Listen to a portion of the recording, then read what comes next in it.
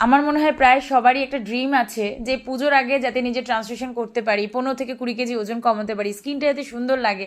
But কী খাবো এরকম যাতে দ্রুত নিজের ওজন কমানো যায়? তাহলে আজকের রেসিপিটা যেটা তোমার মানে খুবই পছন্দ হবে, কারণ আমি সাধারণত ডায়েটে এরকম খাবার রাখি যেগুলো খেতে সুন্দর, দেখতেও সুন্দর, আর বিভিন্ন রকমের রেসিপি রোজ যদি তুমি ট্রাই করো তাহলে দেখবে তোমার ডায়েট করতে কোনো অসুবিধা হবে না, মনে হবে যে না সত্যিই ডায়েট কত ভালো।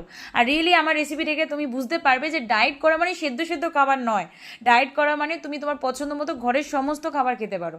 যেমন এখানে চালটাকে একটু ভিজিয়ে রেখেছিলাম, তার সঙ্গে ওটসের গুঁড়ো দিয়ে দিয়ে মিক্সিতে গ্রাইন্ড করে নিয়েছি, একটা পেস্ট বানিয়ে নিয়েছি। তারপর 1 চামচ তেল ফ্রাই প্যানের মধ্যে দিয়ে এরকমভাবে চাকলি বা গোলা রুটি বানিয়ে নিয়েছি।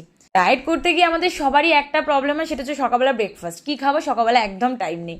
নিজের ফ্যামিলির জন্য বানাতে গিয়ে, হাজব্যান্ডের জন্য বানাতে গিয়ে, বাচ্চার জন্য বানাতে গিয়ে নিজের জন্য আর টাইম থাকে না। কিন্তু এই রেসিপিটা তোমাকে শর্টকাটে সবার খাবার একদম রেডি করে দেবে। তুমি বাচ্চাকেও টিফিনে দিতে পারো, হাজব্যান্ডকেও লাঞ্চে দিতে পারো, তুমিও কিন্তু ব্রেকফাস্টে এটা খেতে পারো। তো চালের গুঁড়ো আর ওটস দিয়ে এরকমভাবে চিলা বানিয়ে নেবে, আর তারপর একটু টমেটো আর ক্যাপসিকাম কুচি, চাইলে তুমি পেঁয়াজ দিতে পারো, বাট আমি এই দুটোই দিয়েছি। তার সঙ্গে ডিমটাকে ফেটিয়ে নেবে।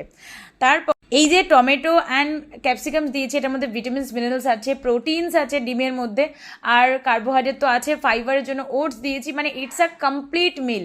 অনেকেই তোমরা ভাবো যে ডায়েটে একদম কার্বস খাবো না তাহলে ফাস্ট ওয়েট লস হবে।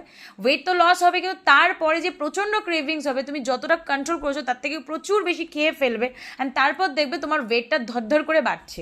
এরকম কিছু করো না, ব্যালেন্সিং মিল খেয়ে, যেরকমভাবে তোমার নর্মাল ঘরের হ্যাবিট সেরকম খাবার খেয়ে ওজন কমা। বিশ্বাস করো, আমার ক্লায়েন্টরা 6 থেকে 7 কেজি ওয়েট লস করে একদম স্বাচ্ছন্দ্যভাবে, একদম ট্রান্সপারেন্টভাবে। লাগলো এই সহজ রেসিপিটা অবশ্যই জানি।